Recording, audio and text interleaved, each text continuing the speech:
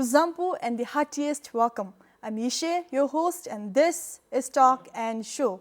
My guest for tonight is a brilliant singer and a teacher. Please welcome Duptho Zangmo. Welcome to the show, Ajim. Thank you. Okay, so how are you, Ajim? How are you today? I'm fine. Okay. So, tell me briefly about yourself, Ajim. Okay, my name is Duptho Zangmo. I'm 38 years old. I'm from Tashiangsi, East of Bhutan, and I have 2 daughters, and I live in Changjiri. Currently, I work as an English instructor in Rapa. Okay. So, Ajim, you are a person living with visual impairment, right? So, what do you think the government can do to make Bhutan for people living with visual impairment? People living with visual impairment or people with general disability, I should say that government has done a lot to us, and still government has a lot to do, a lot of important role to play. So far, the important thing is government has passed a Disability Act of Bhutan, and which has helped us a lot in advocating and making people aware about the disability as a whole. And now I should personally say that government should emphasize on making action plans in order to function the Disability Act effectively. So every ministry has its own role in the Disability Act. So ministries must try to give importance to action plans in every ministries, and to implement that action plan according to the Act of Disability Act. The next segment, it is called True or False. In this segment, I'm going to give you some random statements. You have to say whether it's true or false according to you. Okay, Ajim? Yes. Okay, let's go. Number 1. Something made me happy today. Anything made you happy today? Yes, it's true. Early morning, when I got up around 6:30 a.m., I was just having a cup of hot water, and every time I have to wake my 2 daughters. But today, suddenly my younger daughter, she woke up and then came to me saying that we should go to school. So what I felt is, I felt that my daughters are growing up and now they are taking their responsibility. So this made me happy. Oh, that's so sweet. Okay, number 2. I can use technology well.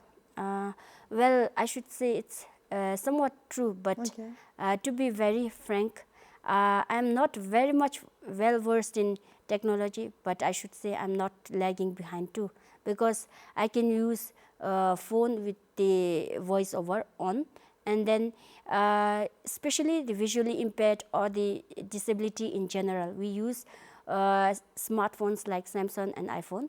In Samsung, we have to install a software called Talks, TALKS, which gives us additional facilities to use the phone.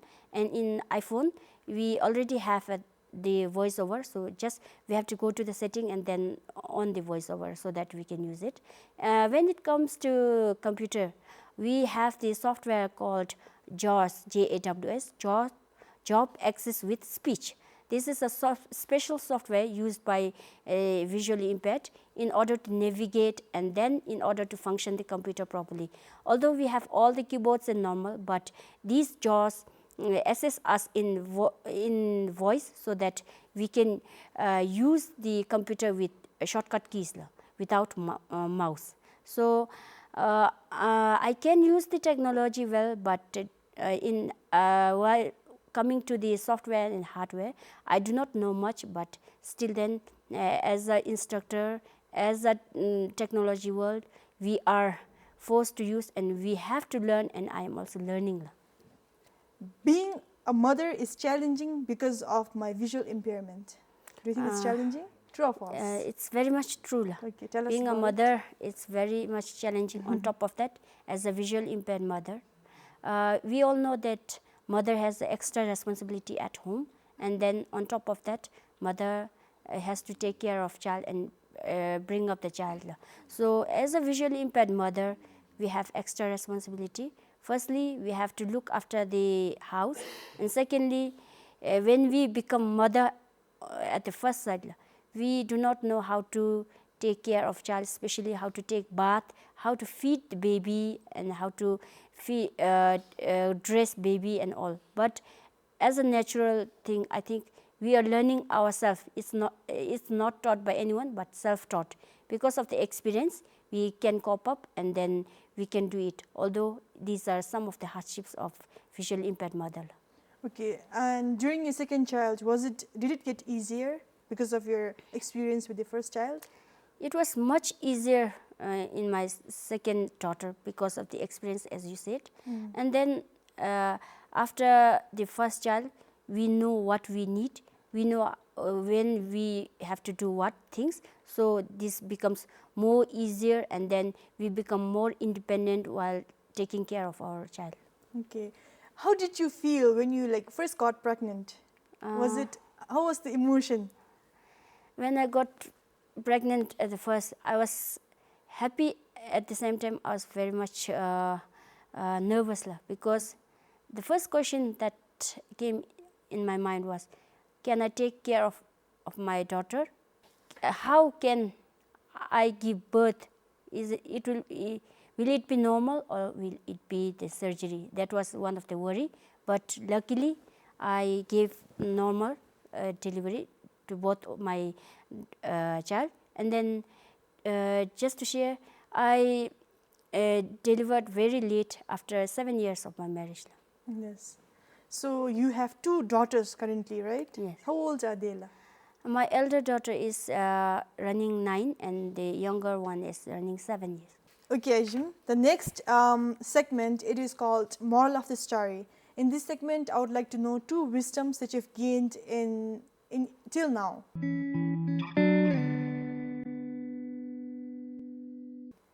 Please impart your wisdoms. Yeah. Till now, one I should say is the wisdom of educating yourself and educating others. Okay. First, educating yourself, what I mean to say is, we have to be hardworking, we have to work extra compared to the normal ones.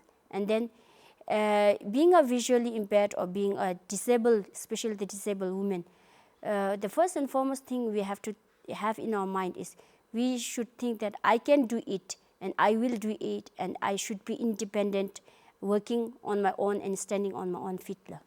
And then the second one is educating others. Through our experience, through my own experience, I have educated at least 2 to 3 visually impaired friends, just by giving counseling, sharing my experience, and then doing the works with them, working with them in practical. So what I found is, they have improved in thinking, they have improved in working, and they have improved in socializing with other people. So what I just mean to say is, if you have the mind to help others, we can and we must help. Okay, 2 very inspirational wisdoms, Ajim. We are very glad to receive them.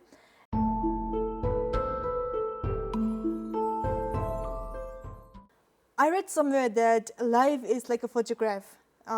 Life is not made in bright moments. We develop from all the negatives, right? Yeah. So we need challenges and hurdles and hurricanes and tornadoes and storms and, darkness and challenges, basically, to reveal the beauty underneath, right? It's more like climbing a mountain in a way, because when you climb the mountain, it's tough, right? It's hard. You run out of breath, your legs hurt, your muscles start hurting. But once you're on top of the mountain, the view is worth every hurdle, right? It's gorgeous out there. So Ajim, your life is pretty extraordinary. So please tell us your story, La. Well, now, just to begin with my story, I was admitted to Kaling Zangmo School for the Blind in 1987, where I started my pre-primary education till class 6. Okay. And then from class 7 to 12, I studied in Kaling, but with the normal friends like you all, in Okay. Jigme Higher Secondary School. At that time, it was my first time that I got a chance to mix with the normal people. those times were very tough, I should say, and challenging, because till 7 to 10 we have to take up mathematics and science subjects like chemistry, biology and physics. These 4 subjects were very tough, because all the practical works and writing works were done on the blackboard. There we can't see. So this made us more worried. There are no brailles for those subjects? There were books, but then when teachers teach in the class, they won't follow much on the textbook. Instead, they used to give notes and explain on the blackboard. So, although we concentrated a lot, but it didn't work as the normal ones when they were just trying to cope up looking on the blackboard. So, that made a few of us much worried. And then back in the evening, when we went back to our school, where we were considered as a day scholar. So we used to consult our subject teachers and used to just seek help in those 4 subjects. That somehow solved our problem. However, just to address the issue, there also was a shortage of braille textbooks, because the braille textbooks couldn't be printed on time. So we have to rely much on the notes, written notes given in the classes. So that also made us more worried, and then we were forced to work extra time in order to cope up with our normal friends.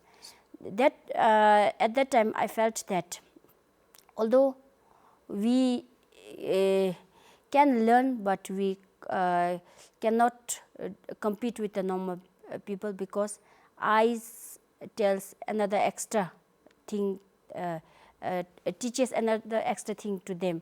That was what I felt. Yeah. And then after class 12, I went to Sharapsi College to continue my education in 2003. And then when I went to the college, there was no one like me except me, and then there were not even a single braille paper written for me to continue my studies. At first I got hopeless, and then I just thought that I'll give up and I'll just join teacher training to continue my career. But after 1 month, my English teacher, who was from India, he encouraged me so much, saying that they will try to record the books and then try to provide it in the audio form. So that also made another way to continue my study. All the lecturers helped me in recording books, like the novels, poems and short stories. And then during the free time, my friends also helped me to dictate notes, which I transcribed in braille. So that totally took up my free time. And after 3 years, when I passed out from Sharapsi College, I had a small room full of books, and then that inspired other lecturers, and then they told me that this will be used as a future library when other friends join the college.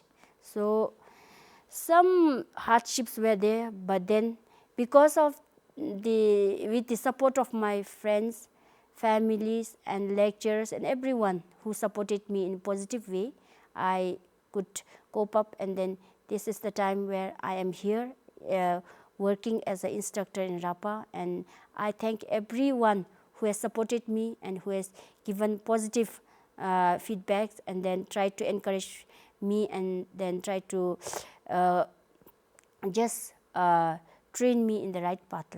Okay. So when you left Sharapsi, you left a library. Yes. You left a library made by you. Yes.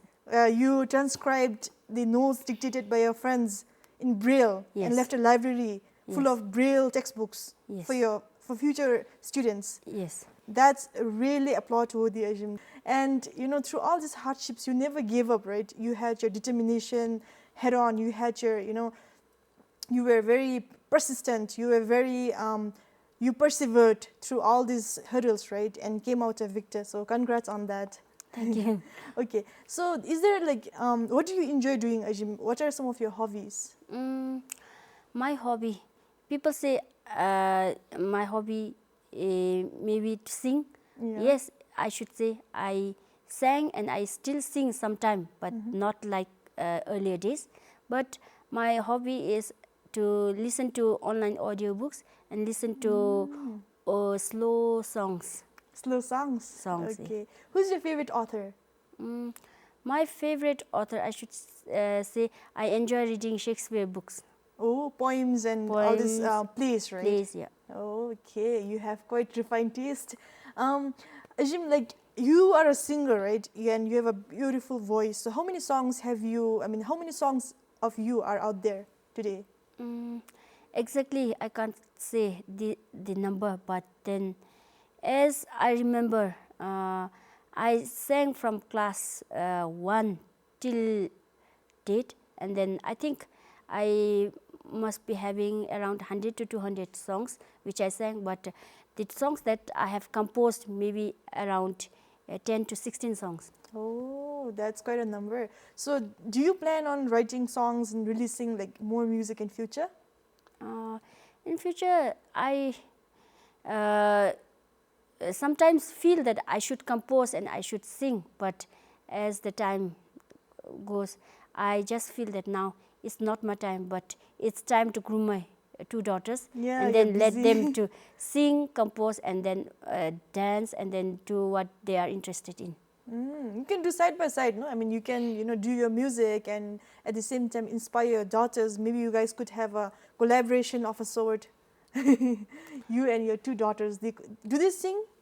My elder daughter, she tries to sing and she has an interest in singing, but my younger daughter, I think she's still young, but she's trying to cope up now. Oh yeah, she has a good voice. Do they have good voices? I cannot say they have good voice, but maybe in the process of singing, they will have, and they can cope up. Yeah, you can train them, right? Yeah. And I really hope for a song by you and your daughters. Yeah, we are planning to just compose a song sung by me and my daughter, just to give a taste of recording to my daughter, because she's still learning, and then she's trying to just learn how the recording is going on. Yeah. So I just wanted to give a taste. Yeah, experience, right? Yeah. So I'll wait for that, Ajim. Yes. Please let me know when the record comes out. Yes. Okay. That's really lovely, Ajim. Your story is really lovely and it's inspirational. You're a lovely person, so more power to you, and congrats on all the victories. You're a victor in life, and you're an inspiration to us all. So with that, the next segment, it is called Fun Facts.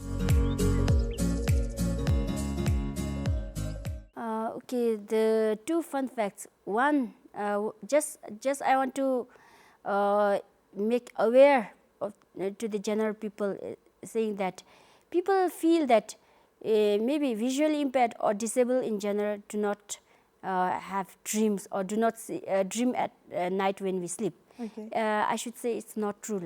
We dream when we sleep. The only difference is, being a visually impaired, I am born blind, so I do not have much concept about color. So during the daytime, if we just talk about the white color or yellow color or black color something, and then in the at night when we go to bed, just we think of what we have talked during daytime. So that comes in dream. But in the dream, colors are not clear, because I don't have the concept of color because I was born blind. But those who are those who become blind after late after stage. or the late stage, they have the concept of color, so they can recognize color even in their dreams. This is one difference. Then when we dream, we all just dream like you all, but only difference is about color only. And then another fun fact could be, people say that we disabled or the visually impaired people cannot stay independently at home, or we cannot work independently. I should say it's not true. Just it's a matter of orientation and then the determination, as you said. If we have determination, yes, we can do.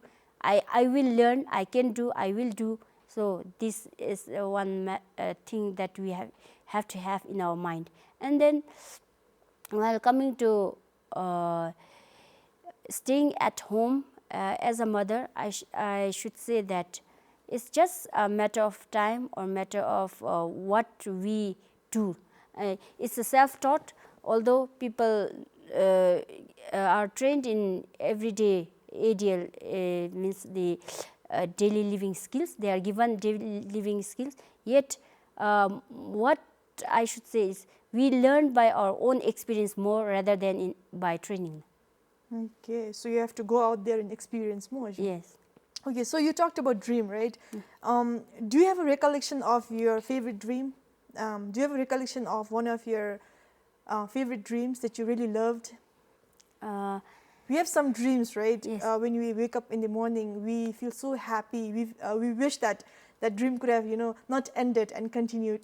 Do you have such dream? I should say yes, because one time when I was attending a religious talk, during daytime, I attended a religious talk, and then our Lama instructed us to just meditate, and then in the meditation what we have to follow the instructions were given clearly.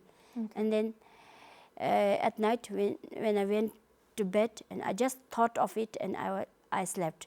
In the dream, the same thing was just dreamt, and then when I woke up in the early morning, I just felt that, oh, the dream should have been continued, because in the dream everything was more clearer than what Lama instructed to us. Okay, so vivid, right? Were you meditating in the dream? Yes. Oh, that might have been very peaceful, right? Very tranquil. Okay.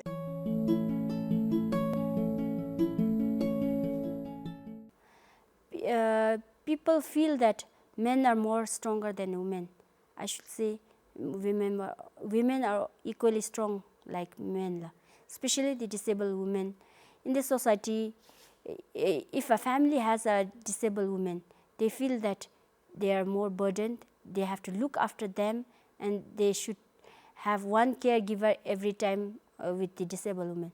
I should say disabled women, we must have strong determination, we must have our own dream, we must have our own aims, and then we must target or just set a target where we can reach one day. So what was my target was just firstly to educate myself, and then secondly to lead a family, and then thirdly to help my parents at large.